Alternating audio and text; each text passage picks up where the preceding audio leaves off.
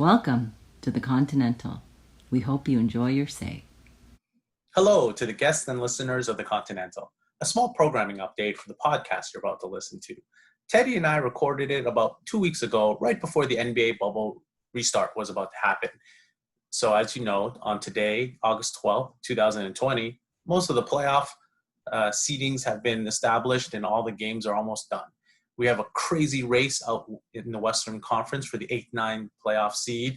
Dame, Book, DeMar, they've all been balling like crazy. So the opinions of this podcast might give you a chuckle or two, but that's the purpose of the Continental. The hindsight adds a little bit more flavor. Please feel free to comment, message us, even give us a chuckle for some of our retroactive opinions, but I hope you have fun with it. This little experience here also makes me realize how important an editor is, and I'm going to make sure to have these podcasts out quicker than this one, that's for sure. So either way, I hope to see you again and enjoy the podcast. Is this the dagger?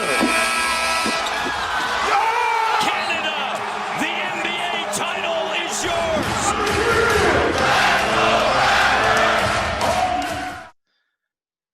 Welcome to the Continental.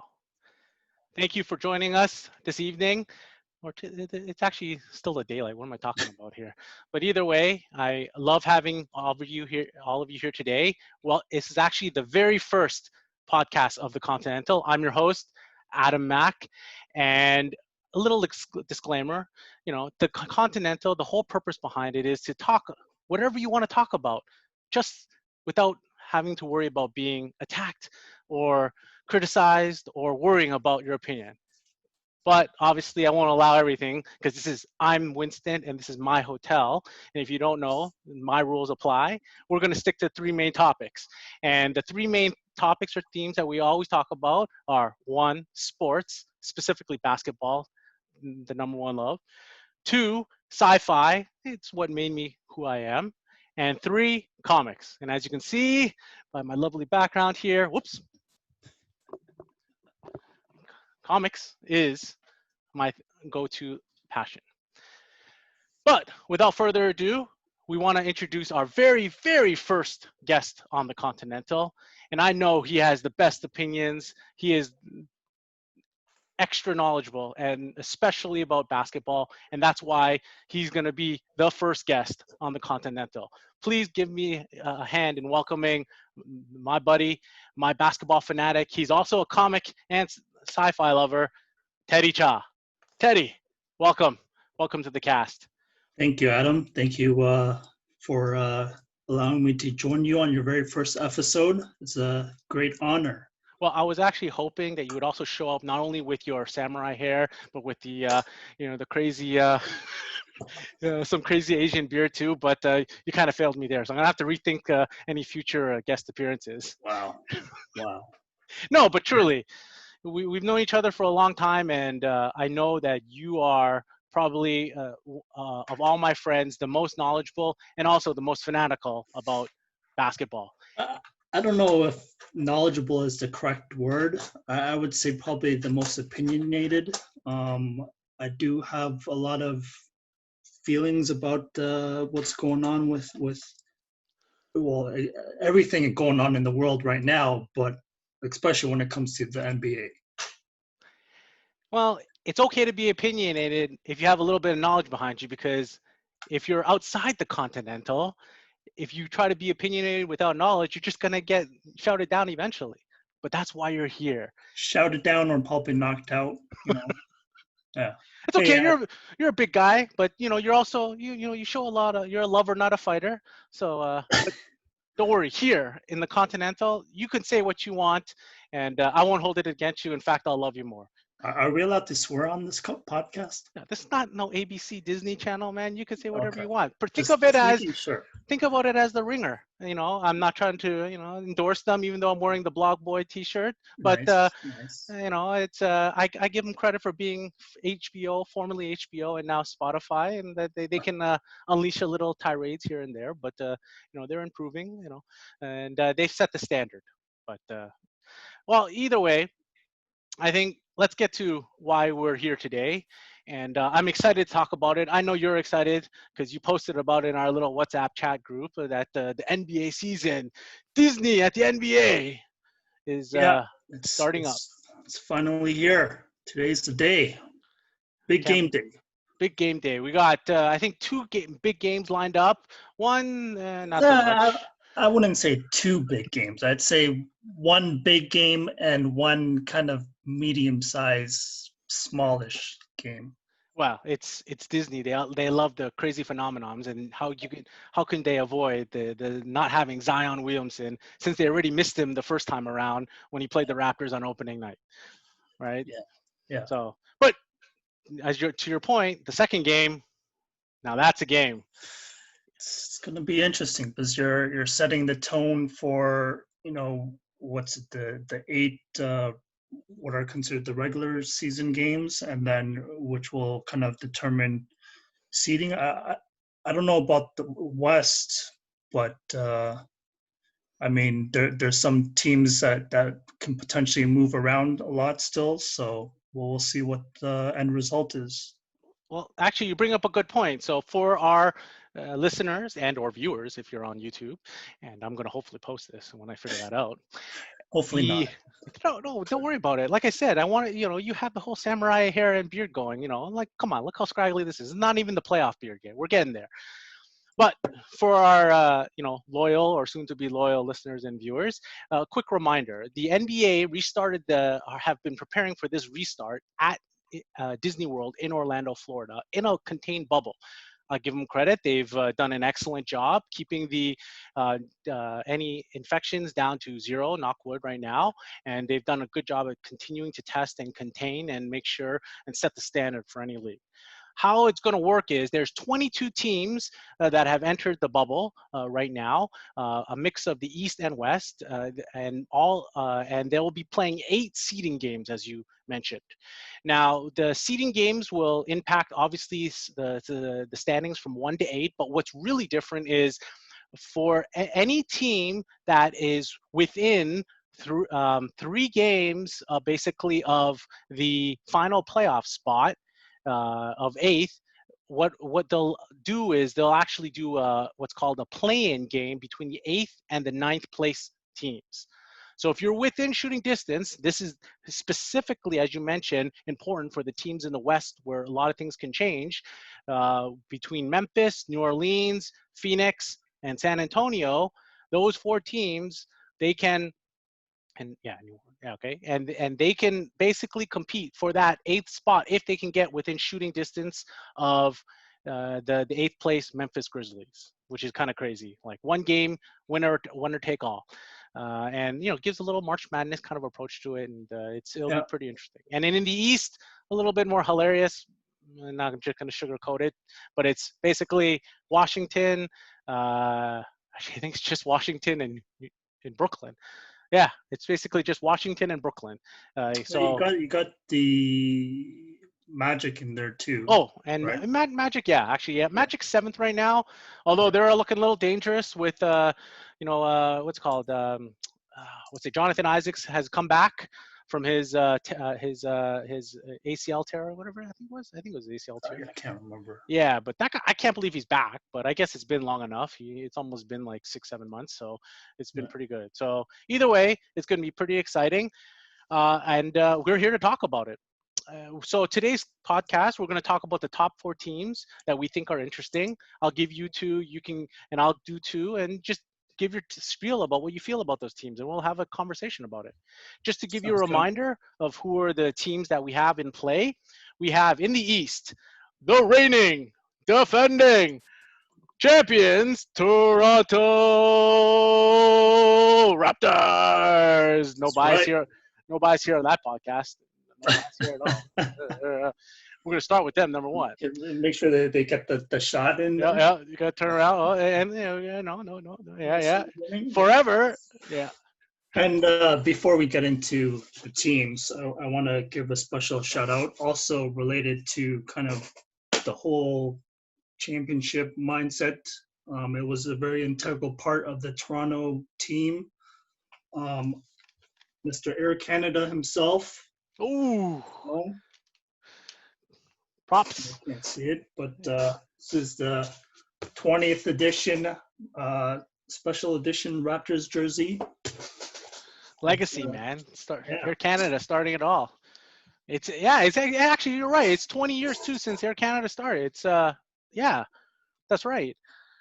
So I mean, for me, like, growing up, I didn't start basketball until much later on.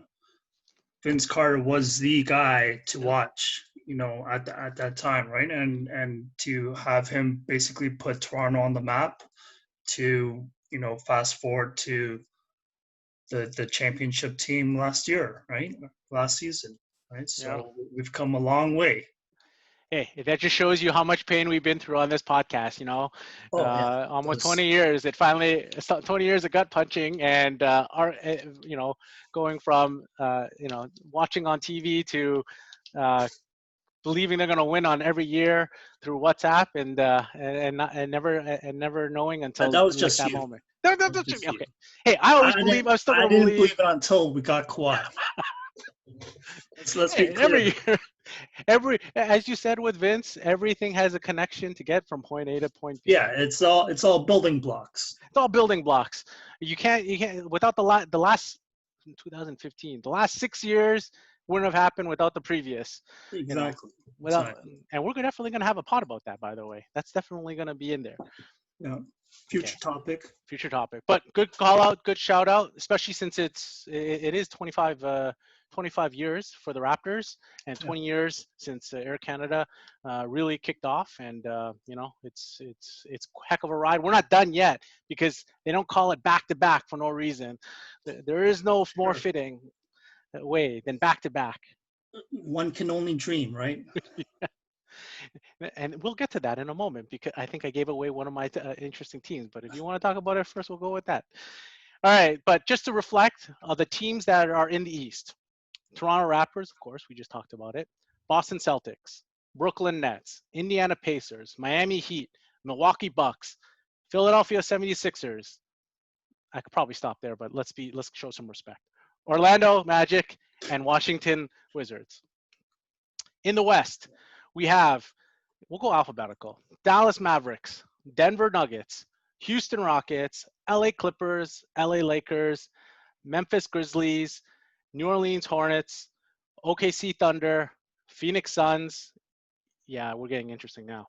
Portland Trail Blazers, Sacramento Kings, San Antonio Spurs, and Utah Jazz. As you can see, the West is quite busy as usual. So, Teddy, you're my guest of honor, number one guest.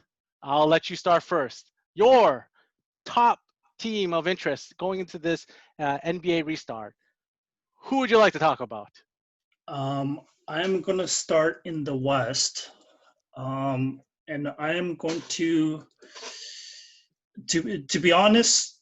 Like I said off air, I haven't really been following what's been happening with the scrimmage and everything, but I do have some NBA kind of sites that I follow on Instagram, and I saw something very interesting.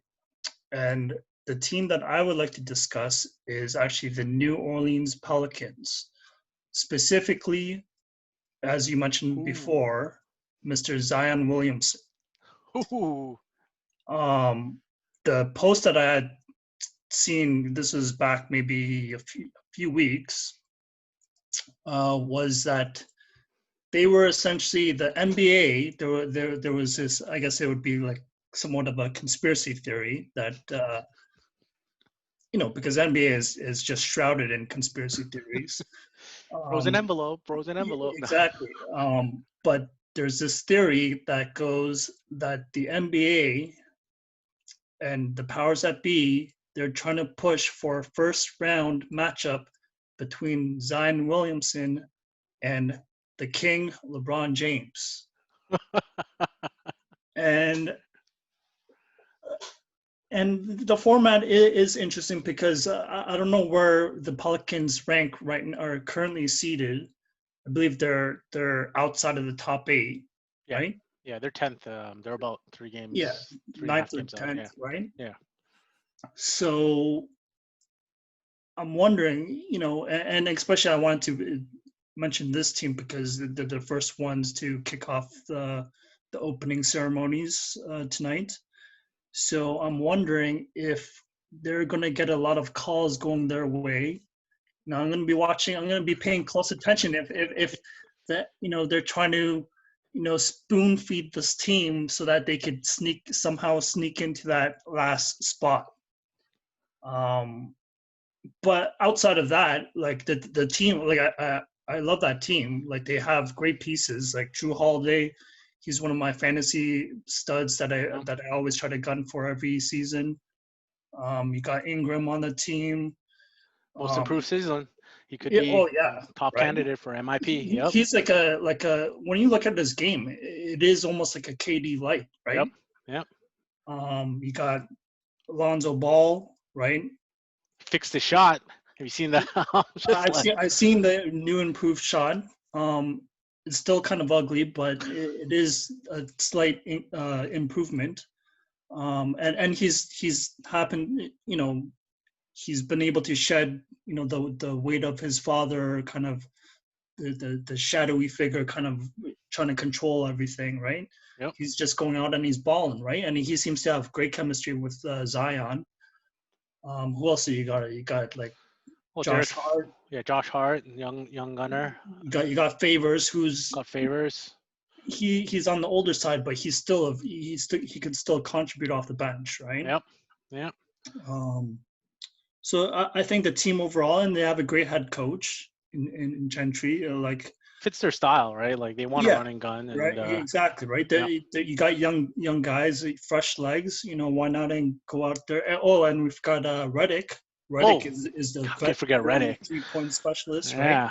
So that team is a like on paper they look great. They can make some noise if they were to get into the playoffs, right? They who knows, if things go their way, they could surprise some people, right? Yeah. Well, I agree with you because a conspiracy Ted, welcome to the pod.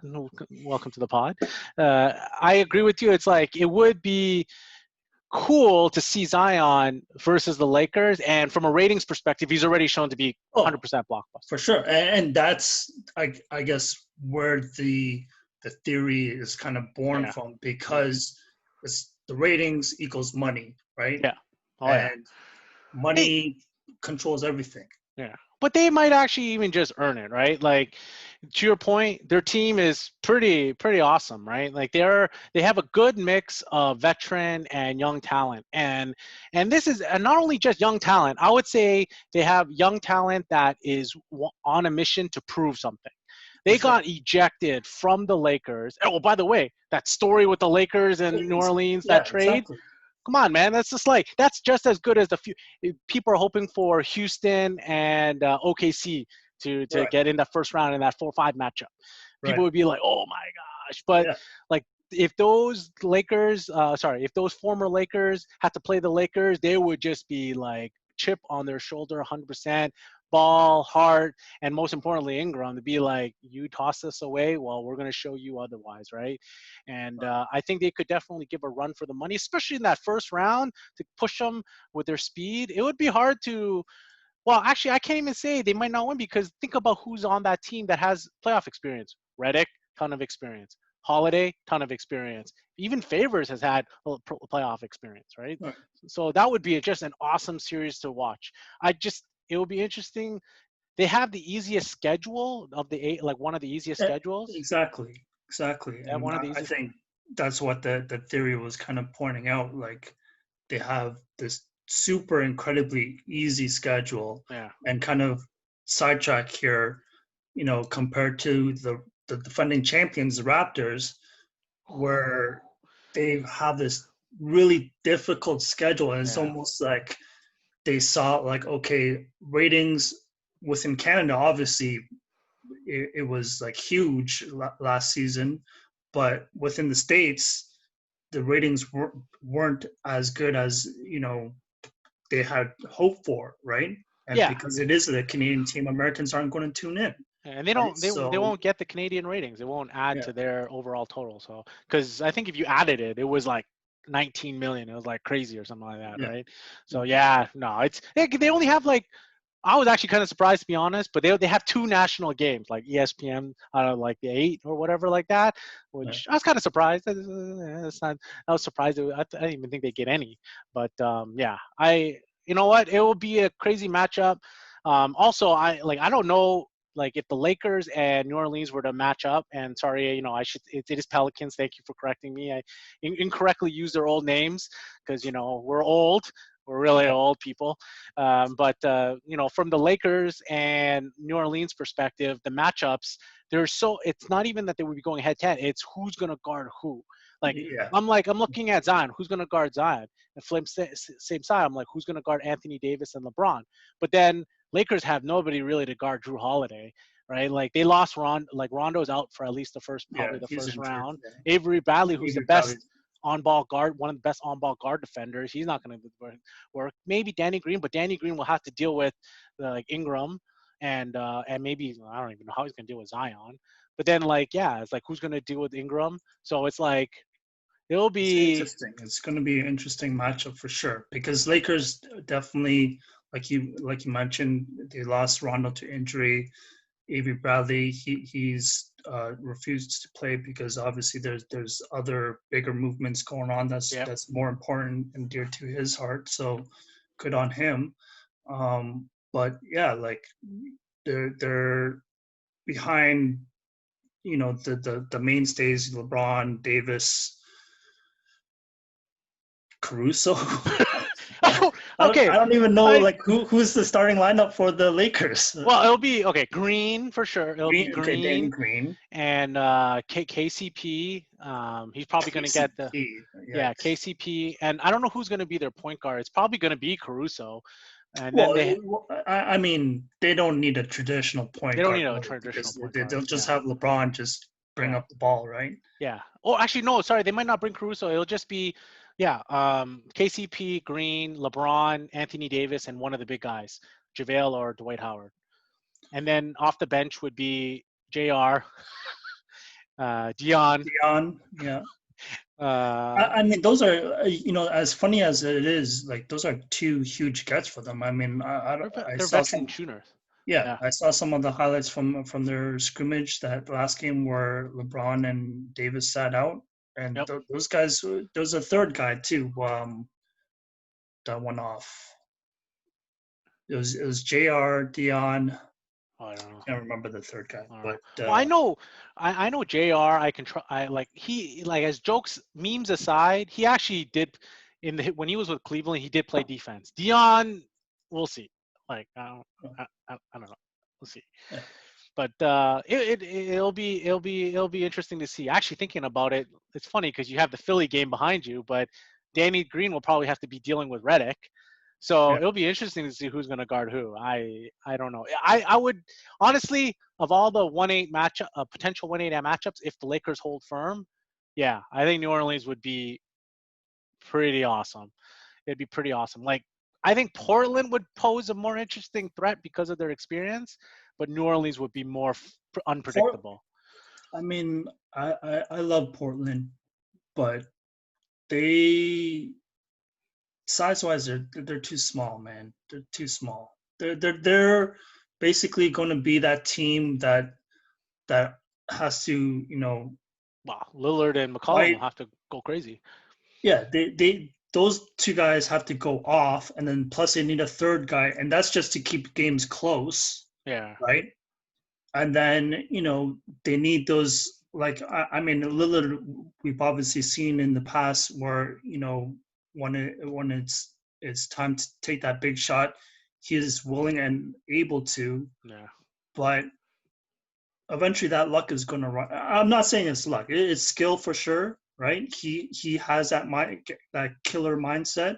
He's capable, but I don't think they're a team that's ever gonna really be able to not only just championship aspirations, but really the team as it's composed right now. I don't think they could even get to the Western Conference Finals.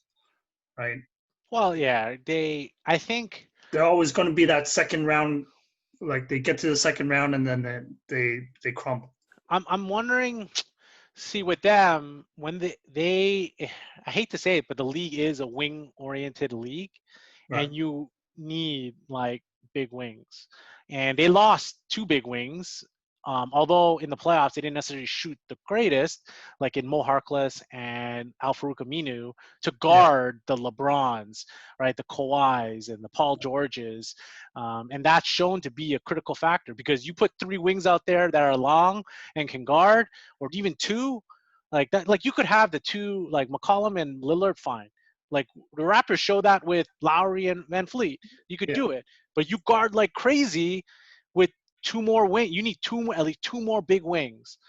And unfortunately, you just don't have that right now, right? Like they have Gary Trent, who's not bad, but he's still a rookie. Anthony Simons, who's second year or whatever. So they still have it's going to be tough. But Yeah. yeah, okay. We could continue to talk about this forever, but we got to save each other some time. Okay, I'll go next. So you did the West. My team I'll also go with the West, one on each side, just to even it out. My team that I'd like to talk about as a most interesting team coming out of the West, I'll start with the OKC Sonics, the Seattle Thunder. No, I shouldn't joke about that because freaking Memphis took Vancouver, and they're using their uniforms, even the original Grizzlies uniforms, and taking it as their own. And I'm like, Yeah. come on, Those uniforms look nice. they were nice, and you're trying to take it as your own. I'm like, come on, come on, come on, just show some love to Vancouver. But anyway, that Hopefully whole one day Vancouver will get a team. they need a team back, man. Yeah. Same with Seattle, but OKC Thunder, I'll give them their props. I'll give their fans props because personally I used to gripe at them because they basically fell ass backwards into like four potential future Hall of Famers, and they didn't pay them, and I'm like, what the heck? But I'll give Presti credit. He created an incredible team. Plus, let's give a shout out to the Canadian Shea Gilgeous-Alexander, SGA, leading the way with CP3, and Dennis Schroeder with the three guard crazy lineup. And I think they're an incredible story. Full credit. They basically got gutted. They try, similar to the Raptors. I'm going to reference the Raptors. Everybody's expecting them to tank. They said, "F this." CP3's, the West version of Lowry, or I know I'm gonna get railed for that one. But anyway, but like seriously, he brought them leadership, taught the young guys, him, Gallinari, Schroeder, and Steven Adams, bringing along their young guys like Shea Gilgeous and Dortz. I think Dortz is actually Canadian too.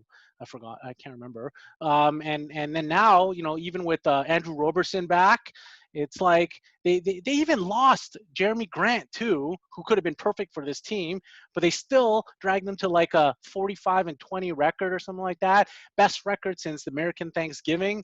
And the one that the stat that's craziest is they're basically the best shooting clutch team in the NBA. Like they had the highest shooting percentage in the last 5 minutes, within 5 minutes, within 5 points of the game, which is crazy because it's like Schroeder was never known as the greatest of efficient shooters. Now he's shooting super efficient. CP3 resume is given, but he took it one step further. He's shooting like something like, I think it was like 46 out of 84 in crunch. Like that's nuts. Yeah. And then SGA, obviously second year. There's a reason Masai was trying to get him during the draft.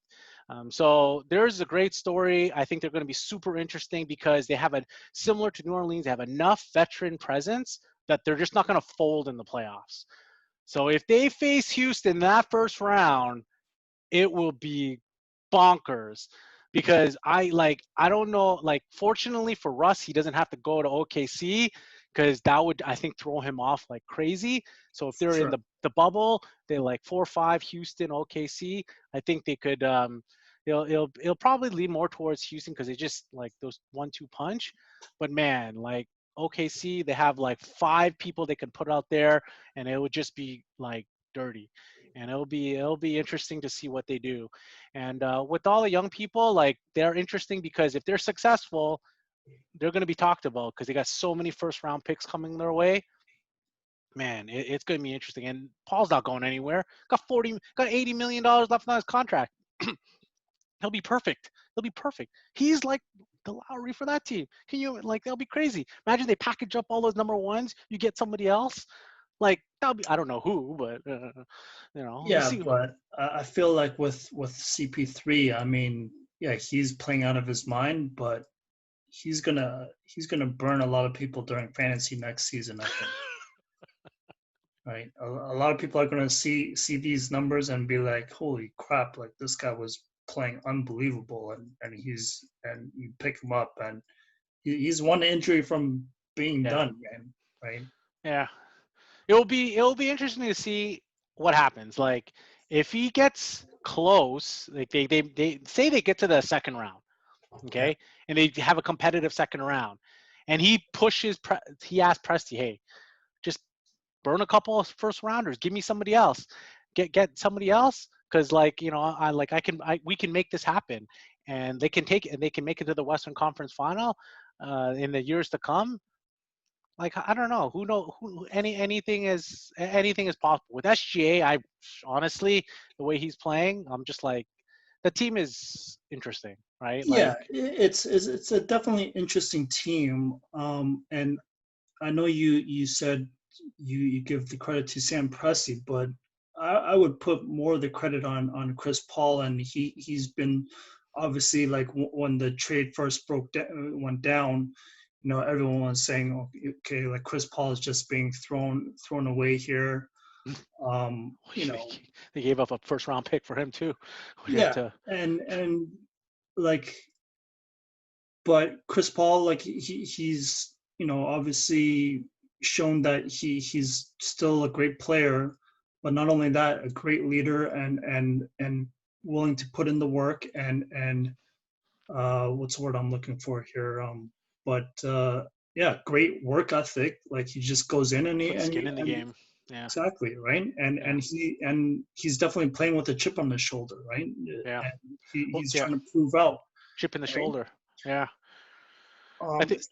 And I think about the deal that never went down. This is going back to the Hornet days. Oh, I know what you're talking about. Like, if the he Lakers was paired up with Kobe, oh my goodness, that would have been just like, I can't remember what the exact trade package was, but that was like, they would have dominated for like several years for sure. Yeah, that would have been that's that's probably one of the biggest what ifs, huge what ifs in the last 20 years. Like, I don't I have no doubt, right? But hey, man, like, you know, Lakers have, okay, you can say anything. This is a Continental, so I'm gonna say it, man. You know, Lakers have also had a a little bit of horseshoes up the ass kind of situation, right? Like, you know, you can't complain when you can't on one hand say I have 16 championships, whatever, right? And on the other hand say, oh, you know, woe is me that the league is unfair, when you've only missed the playoffs like 5 times out of your 30 plus years of franchise history, and you've had such iconic players like Kobe Bryant and Shaquille O'Neal and Kareem and Magic, you know, like, and you know, and the logo and everything like that. You know, they've had like some amazing players and little downtime, right? Like, just OKC alone already has had probably, well, no, actually, Seattle's, you know, they took that from Seattle. Like the Raptors had more failed like years in the first, you know, 15 years than the Lakers had in the first 30, right? So, but that begs the question: is, you know, is it the city? Is it the bright lights that are attracting the players versus Toronto, who's seen as a disadvantage as being, you know, in a different country, right? Yeah. Like if players, I wish like American players could just come here and just experience what the city has to offer and realize that Toronto is far better than, and this might be come off as biased, but it's far better than Continental. Come on. A lot of those American cities where they have these teams, like some of them are like, come on, like you can't tell me that. Oh, okay, I'm gonna stop myself, but Honest, hey, I agree with you. You know what? I was just talking to Ria about this, and if we could have had the, I don't know, I would never have accepted it, but if the bubble had actually ended up being here, and like like with the weather the way it was and stuff like that, like the problem is they wouldn't have been able to enjoy the nightlife. At least it would have skewed some of the ideas of what Toronto is like, right? Because yeah, there's only people only like there's a lot of NBA superstars that have come here and they know about it in the summertime, but that's like maybe 10%, right? Even yeah, Carabana, with as attractive as it is, really only LeBron's been here, Kevin Durant's been here. You never just hear them complaining, right? right. Like even the people who have left, they've seen it. Like it's just the winters. Yeah, it is Yeah. what it is, right? And I don't know, But whatever, come on, right? you have like Minnesota. Like Minnesota winters are gonna be brutal. I mean, I've never personally experienced it, but Minnesota and Milwaukee, yeah, yeah, yeah, yeah, like yeah. they're They're further north than us technically. yeah, Yeah, well, that's the other country factor come into play, right? So yeah, I don't know. Okay, but to end on OKC, I think they're going to be super interesting because they're just a good mix of veterans and young leadership. They've shown to be super clutch, and I think they can give anybody in that 4-5, 3-6 range a heck of a run. So they're going to be super interesting because if they beat out Houston, that's just going to create. If they face Houston in that first round and beat them out, wow, that's just going to That's going to cause a cascade effect, right? oh, If for they sure.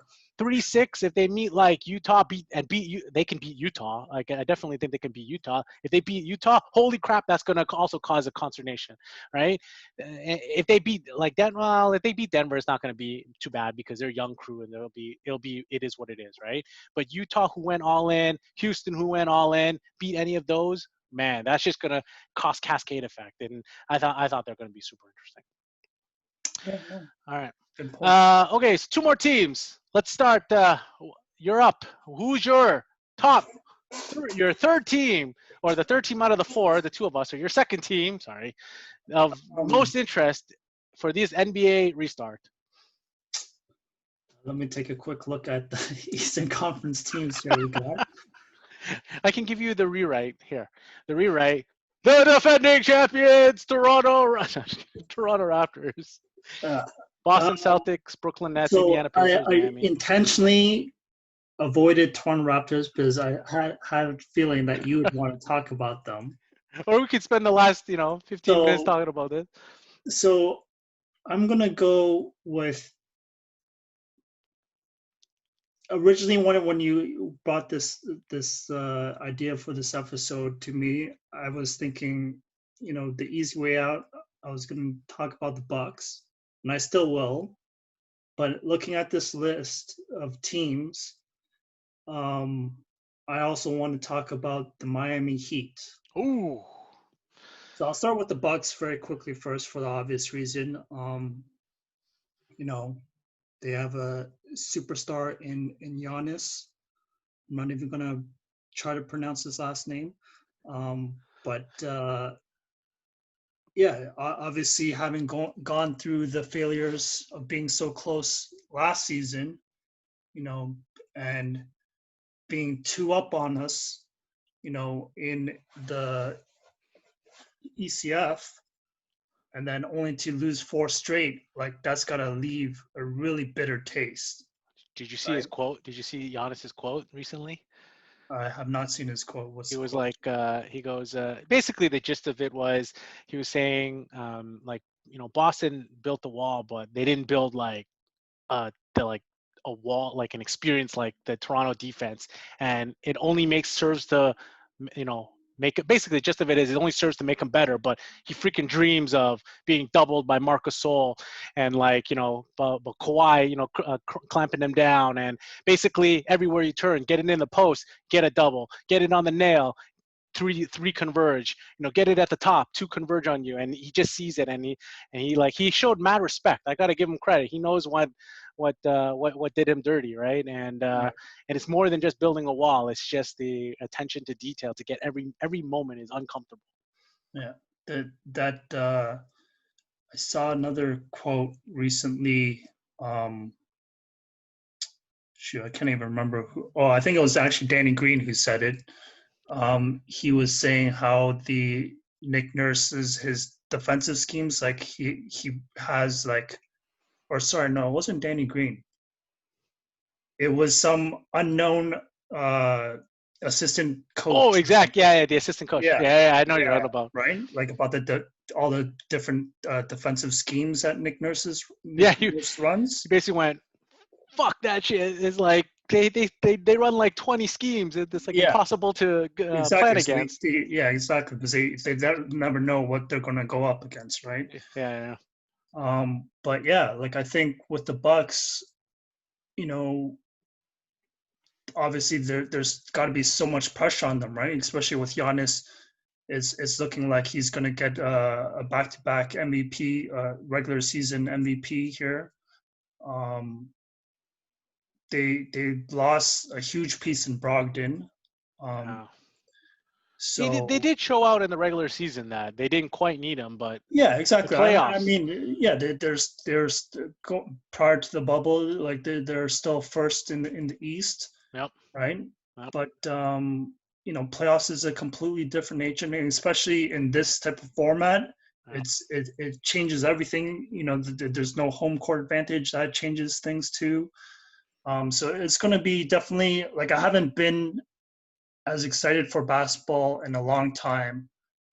I think with this format, I think they did a great job in basically getting the sport back and making sure that they have a solid product that they can put out there for the viewers and the fans. So I'm super stoked to watch the games and get into the playoffs. And obviously I'm going to be cheering for the Raptors, but at the end of the day, I just want to see some solid, you know, solid basketball, solid competition, you know, close games. And I want to see who's going to, you know, answer the call when it comes time, right? And, you know, can Giannis do that for his team? That, who knows, right? Yep. Well, yeah, that's the golden question, right? There's another intriguing thing about this year more than anything. There is going to be a potential cascade effect that we've never seen before again, right? Let alone like the salary cap issues, which we can't even get into. Right. Like the salary cap's already going to be impacted, so that's also going to play another factor. So sure. Right. Huge things. And he's going into like into new contract is potentially, right? Like he could potentially walk away from the team, right? Yeah, he has the they have the opportunity this year to offer him the Supermax. Yeah. So who knows? But yeah, they got some big things to prove, and hey, we're everybody standing in each other's way, including, as you were saying, Miami. Yes. So Miami, like just looking at where they're seated right now, I believe they're fourth. Yeah. Right. And you know, I think just thinking about that team, they have a solid team, and much like OKC in the West, like I think their team with, you know, they got the vets, they got some nice young pieces, and I wouldn't want to match up with them in the playoffs because they're going to do some damage, I think. You know, if the bracket holds, the Heat are on the one bracket where their biggest weapon is the biggest like wrench into two of the biggest contenders, right? Either Philly and or Milwaukee. If they run it, like they're in that side of the bracket, and Bam has had success. You know, he is their X factor. Like we know what Jimmy Buckets brings. That's unquestionable. Like the series behind you is a clear example of we know exactly what Jimmy Buckets brings. Yeah. But like Bam he's been he's another MIP potential. And for sure. The way he deals with Giannis and Joel Embiid it was pretty impressive this year. Yeah. So yeah, running into them, and Spoelstra's another excellent coach, right? So it'll be interesting to see. They have, I think, to your point, several young players. It'll be interesting to see. They don't have to worry about the crowds and the lifestyle of playoffs because they're locked into the bubble. So they won't be distracted. Like heck, man, if they were, who knows, man? Like as much as they're in the Heat system, man, you go to another like city, keep coming back to a city, you're gonna like get distracted, man. Look, Ben Simmons ended up at Cactus Club during the Eastern Conference semifinals. It's like, hello, dude, you know, you have to play an NBA game. You don't want to be at Cactus Club where you're gonna see a bunch of ladies. Anyway, but yeah, so it'll be good for them, and yeah, I don't know what's going to happen. It'll be interesting to see what they bring, and yeah, they're going to definitely be an exciting team. Okay, I know you know we're almost. I want to make sure you're good with time, but we'll got to deal with the last one. I already ruined the surprise, but we have to. There's no way we cannot have this pod without talking about the reigning, defending NBA champions, the Toronto Raptors. All right. They're by far going to be the most interesting team. Not because, okay, obviously we're going to follow them. We're going to be a little bit biased. I'm not going to sugarcoat it.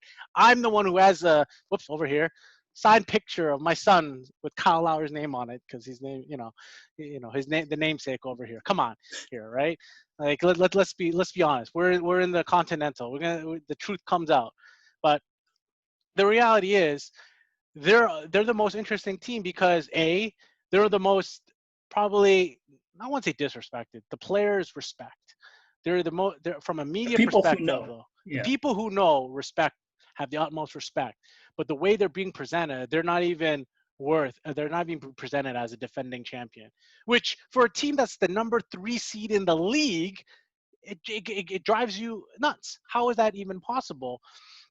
You know, and and it's not one of those situations where they said, oh, they haven't been there. They just won the NBA championship, okay, and backed it up with like higher performances from Pascal Siakam, Fred VanVleet, Kyle Lowry, Serge Ibaka. Honestly, Serge Ibaka, I think he's going to be a huge X factor in this reseeding game. He looks. I know you have a long history with Mr. Ibaka. But come on, he has shown this year, but even last year in that series, that game right there. But I say this year, he's after years of clunking it away from shooting, he's found that he's worked at it and found that sweet spot, and it's changed the game. Like I think it's not only just the passing, it's the fact that the shooting, but it's the fact that he has figured out how to pass out of potential bad situations that he never did before. And I saw a quote. This was like a while back, like during the regular season. Yeah. He actually gave credit to Marc Gasol because he saw Gasol's passing ability, and he's like, I need to learn how to do this too. Yeah, so, man. Oh man, let's go with Marc Gasol, looking like, you know, what's that? The guy, the Queen guy. Oh man, Freddie Mercury style cut. You know, he's looking like the Marc Gasol of prime. Can you believe Terrence Davis, who is from Memphis, said Marc Gasol reminding him of prime Marc Gasol because he grew up with prime Marc Gasol. That's scary. That's a scary thought. I mean, scary for the opponents. Like that's amazing. It's scary for the opponents. If I was Marc Gasol, I'd be like, dude, you just called me old. Like, please stop. Just stop. But yeah, it's like I can't imagine. It's like I'm not one to worry about like say he lost his like. Sorry, Marc Gasol is still younger than us. Yeah, I know. we should not get too thick. We're old as dirt. Yeah, he's several years younger than us. Not just like 1 year. He's several years younger than us, and he's looking incredible. All right, like it's just his speed and his reaction, but also it's just the reality is he's probably been playing hurt for more than he's ever admitted. Right, sure. Playing the championships and then playing the world championships, like he had to bang with he had to bang with Vukovic the first round last year, then bang with Embiid, and then had to deal with Brook Lopez, and then run around with the Golden State Warriors. He's just like incredible, and I think like him, he's just going to be perfect. He's just going to be good, ready to go. I'm excited to see what Fred has back in store, but I can always trust his defense and shooting. That's all that matters. But the other one is playoff Norm. But Norm, who in the regular season has been like playoff Norm in the regular season, like 18 points per game, not even in 2 sets of injury stints could slow him down. And I'm like, honestly, just seeing him just, I know I'm regurgitating what the announcers say, but you see it. Confidence going to the hole. It's either dunk or pass. No second thoughts, right? And then obviously, can't Spicy P, like he's ever forever wanting to prove something, but now more than ever, he knows it's just like, no, I'm gonna This have is none of his this. time. This is his time. And just seeing him continue to work on that mid range, because the reality is the mid range is where he's gonna have to score to be able to beat those elite defenses. And that's why he's been practicing it. He's smart. He Yeah, knows. You watch no. somebody like Kawhi, and it's just like you have to score in the mid range because defenses are going to lock down. Speaking about mid range, you also have OG. OG has been looking ridiculous. Like he is like, yeah, not only just like his offense, but like obviously his defense was sick this year. But his offense is what's going to be an X factor. He's going to be an interesting extension candidate. Speaking about the salary cap, and then obviously, like, come on, Kyle Lowry over everything. I like nobody's gonna play with a bigger chip on his shoulder than like Kyle Lowry, and honestly, his shooting is taken into another level, and he's just understands his team. He understands his team. He knows where to play, and it'll be interesting to see. They're all going to want to basically prove everybody wrong, without a shadow of a doubt. Nobody gave him the 2 cents. As Fred just said, it was laughable, but they believe. I fear no team. There's no team in the East that I fear for the Toronto Raptors, or even the West, to be honest. But I fear no team. They're like, and it would be fitting to meet up in the finals with whether it's like LeBron or even Kawhi, and just take it, But anyway, Yeah, I mean, one can only dream. hey, Like that would be the say true it. Cinderella story, where you not only go up against a player in LeBron who has repeatedly, stopped us from reaching that goal year after year, but on the other side of it, you potentially match up against Kawhi, a player who brought us to the promised land, and then only to, instead of deciding to run it back, decide to shun us and be like, I'm going on with this next girl, So Well, yeah, it's it high school works, sweetheart, but basically, right? Yeah. yeah, yeah, We got something to prove, but but the beauty of this team is that, narratives aside, they don't care about narratives. They're just going to execute, and they're just going to fight, and they're just going to play defense like they're like life depended on it, and they're just going to show the whole "we the North" mentality, which is funny because I'm probably going to do another podcast about this, the concept of fandom and how we just get so entrenched with these teams, like the representation of what these teams mean. But I wouldn't even say they're role models. They just represent like a passion and desire for what you want out of your life, and what you want to do, no matter what situation you're faced with. I don't care if you got like, the geniuses, like, well, they're all geniuses from a basketball perspective, but if you got like whatever on the other side, right? I'm gonna take it to you, 100%.